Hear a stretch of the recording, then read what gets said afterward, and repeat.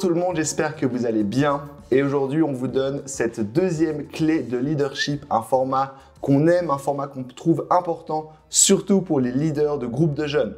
Aujourd'hui, on va parler d'un thème personnellement que je trouve hyper pertinent et aussi très important, c'est vraiment un thème que j'aime trop, c'est veiller à la culture d'une équipe. Je suis convaincu que du moment où il y a des gens qui sont rassemblés, il y a une culture qui s'installe dans un groupe, dans ce groupe-là. Lorsqu'on entend culture, on pense peut-être à la culture d'un pays, par exemple la culture occidentale, la culture asiatique, la culture africaine, etc., etc. Et je crois que vraiment, même dans les plus petits groupes, en fait, ces cultures existent. Et je crois qu'elles sont aussi différentes. Il n'y a pas juste une culture qui existe. Moi, par exemple, je suis de multiculturalité. J'ai des origines suisses, mais aussi japonaises. Et je le vois très bien au quotidien qu'il y a des cultures différentes dans ces régions-là, dans ces pays-là. Et je crois sincèrement aussi que c'est pareil dans notre équipe de leaders de groupes de jeunes. Il y a une culture. La question, c'est de savoir, est-ce qu'on subit la culture sans y réfléchir ou est-ce qu'on essaie de prendre soin, de veiller à la culture et de faire attention à ça? L'UNESCO a donné une définition à ce qu'est une culture d'ailleurs. Je vous la lis. La culture, dans son sens le plus large, est considérée comme l'ensemble des traits distinctifs, spirituels et matériels, intellectuels et affectifs qui caractérisent une société ou un groupe social. La culture, c'est tout ça. C'est quelque chose qui définit vraiment les valeurs en fait de votre groupe. Du coup, je crois qu'en tant que leader jeunesse, on doit vraiment veiller à prendre soin de notre culture pour ne pas la subir, mais pour vraiment être les initiateurs de cette culture. Je vous donne un petit exemple. C'est une expérience qui a eu lieu, alors maintenant il y a très longtemps, peut-être que vous la connaissez, elle est assez connue. C'est l'expérience des singes. En gros, on a mis plein de singes dans une pièce enfermée et dedans, cette pièce, il y avait juste une échelle qui menait à des bananes. Du coup, au début, les singes montaient sur l'échelle, essayaient de prendre les bananes et à chaque fois qu'un singe allait sur cette échelle pour prendre une banane, les gens qui faisaient cette expérience déclenchaient l'alarme incendie et du coup, il y a de l'eau qui tombait sur l'ensemble des singes. Ils font ça plusieurs fois, ils se rendent compte finalement en fait qu'à chaque fois, il y a de l'eau qui leur arrive sur la figure. Et du coup, les singes font le lien logique. Si j'essaie de prendre cette banane, il y a de l'eau qui va arriver sur moi. Ensuite, on va enlever 3-4 singes, on va les remplacer par des nouveaux.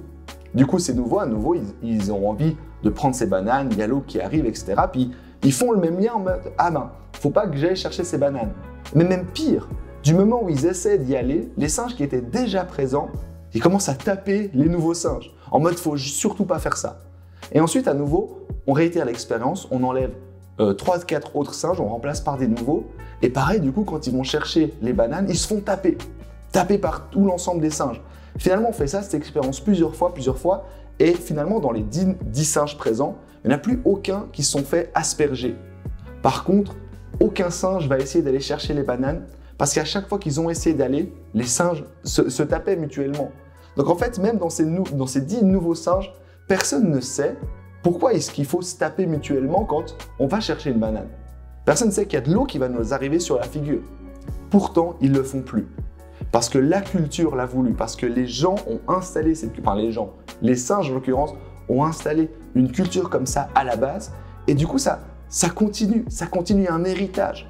Et je crois sincèrement, même si nous, on n'est pas des singes, je crois qu'on peut prendre on peut prendre des enseignements de cette expérience et se dire, il y a aussi une culture. Mon groupe de jeunes n'existe pas depuis une semaine. Il y a un héritage culturel dans mon groupe de jeunes. Il y a des gens ici. En fait, c'est quoi les valeurs, la culture qu'on met dans notre groupe de jeunes? Est-ce qu'on a envie d'être comme ces singes qui se tapent mutuellement sans comprendre pourquoi? Ou est-ce qu'on a envie d'expliquer, de veiller à notre culture? Je vais vous donner quelques exemples de cultures que j'ai pu apercevoir dans certains groupes, pas forcément que des groupes de jeunes, dans certains groupes, et auxquels il faut potentiellement veiller ou alors encourager à aller dans cette direction. Je donne des exemples. Premier truc, ce serait par exemple la culture du dernier moment. Est-ce qu'on organise nos soirées au dernier moment? Est-ce qu'on contacte les jeunes au dernier moment? Est-ce qu'en tant que leader, on se dit « Ah, on devrait peut-être faire une réunion cette semaine parce que ensuite il y a le semestre du groupe de jeunes qui recommence par exemple. » On n'a pas réfléchi à où est-ce qu'on va vivre nos soirées, qui seront les orateurs, les oratrices, etc. etc. Est-ce qu'en tant que leader, on a cette culture du dernier moment? Si on fait ça, faut pas s'étonner que nos jeunes ensuite dans notre groupe ont aussi cette culture en eux, cette culture du dernier moment. Ah, peut-être au dernier moment, je vais choisir si je vais au groupe de jeunes ou non. Au dernier moment, je vais choisir si je m'engage ou non, etc., etc. Veillez en tant que leader à cette culture du dernier moment. Deuxième culture que je peux vous encourager à avoir, c'est la culture, je dirais, de l'encouragement. Est-ce qu'en tant que leader, vous prenez le temps de vous encourager? Et ça, c'est une bonne chose, de s'encourager, c'est hyper important. Si en tant que leader, je ne sais pas, à chaque réunion par exemple, on prend le temps de dire des paroles valorisantes, de s'encourager, de faire des feedbacks positifs, les jeunes aussi vont le ressentir. Rien que nous, déjà, on va faire ça auprès de nos jeunes plus naturellement. Les jeunes vont le sentir et c'est eux ensuite qui vont le faire ensemble, entre eux. Parce qu'on instaure une culture où c'est important de s'encourager. Troisième et dernier exemple, parce qu'il y aurait plein d'autres cultures qui existent, c'est la culture des critiques. Est-ce qu'en tant que leader, on se critique les uns les autres? Et quand je dis critique, c'est vraiment des critiques négatives.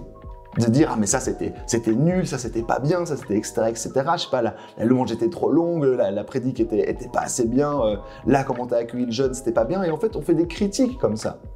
Et encore une fois, il ne faut pas s'étonner que si au sein des leaders, il y a une culture des critiques qui est autorisée comme ça, il ne faut pas s'étonner que les jeunes le fassent ensuite les uns les autres. Parce que les jeunes nous regardent en tant que leaders.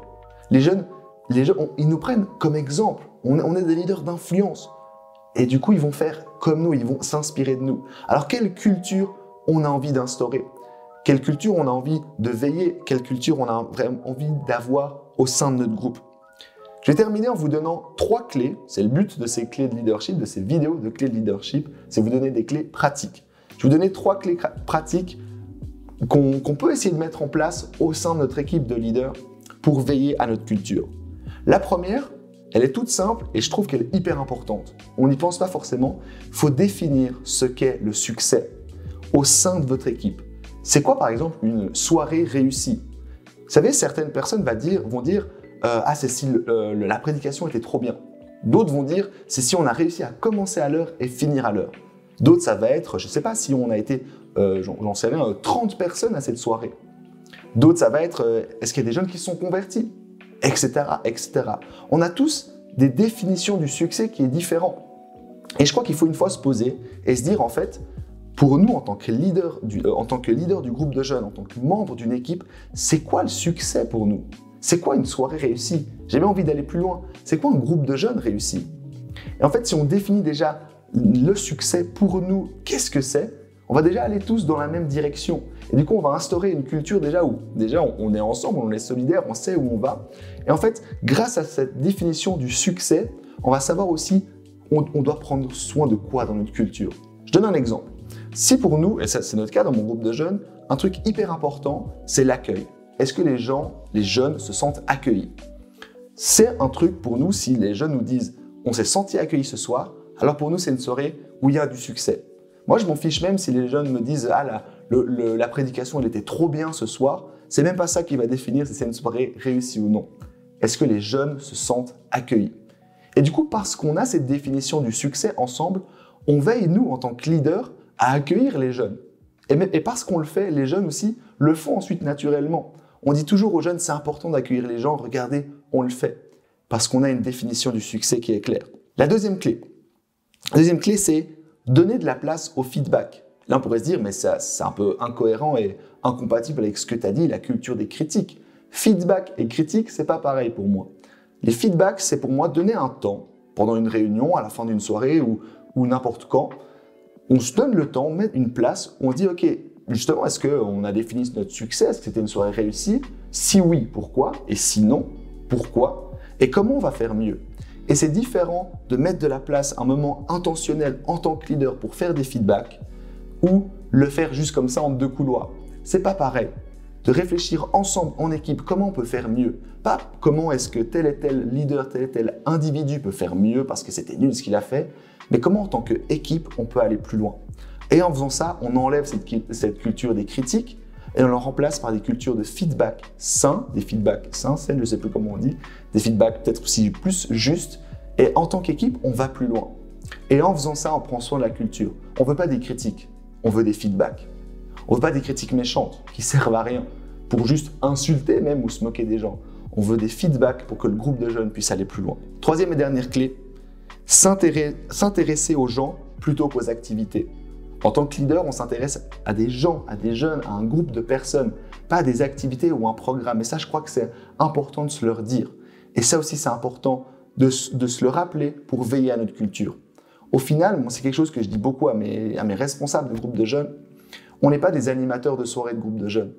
On est des responsables et des leaders jeunesse. C'est plus important de dire à un jeune comment tu vas, et s'il nous dit ça va pas trop, de prendre le temps de lui dire pourquoi, est-ce que je peux prier pour toi, est-ce que tu as besoin de discuter, de te sentir écouté. C'est plus important de faire ça que de se dire ah tu vas pas bien, mais attends je dois juste aller veiller à la projection pour voir si tout va bien et tout, enfin voilà. Non, on est des leaders jeunesse, on est des leaders de personnes et c'est important de se le rappeler. Alors évidemment, il y a des fois, c'est pas possible. Il y a des fois où, par exemple, si tu prêches et que tu prêches dans 5 minutes, tu peux pas discuter une demi-heure avec quelqu'un. Par contre, en tant qu'équipe, du coup, on doit se dire « Attends, mais moi je peux pas le faire, mais attends, tu sais quoi, il y a telle et telle personne qui peut le faire, je vais vite le chercher et il pourra discuter avec toi. » Et d'instaurer une culture où on prend soin les uns des autres, beaucoup plus que des programmes et des activités. C'est quelques petites clés pratiques que je vous donne pour prendre soin de la culture en tant que leader dans votre équipe. Et ensuite, ça va influencer votre groupe de jeunes. Encore une fois, si vous avez des leaders qui accueillent les gens, étonnez-vous pas si les jeunes commencent aussi à le faire. J'espère que ça a pu vous parler, que ça vous donne vraiment des idées pour grandir en tant que leader. Et puis, on se dit tout simplement à la prochaine.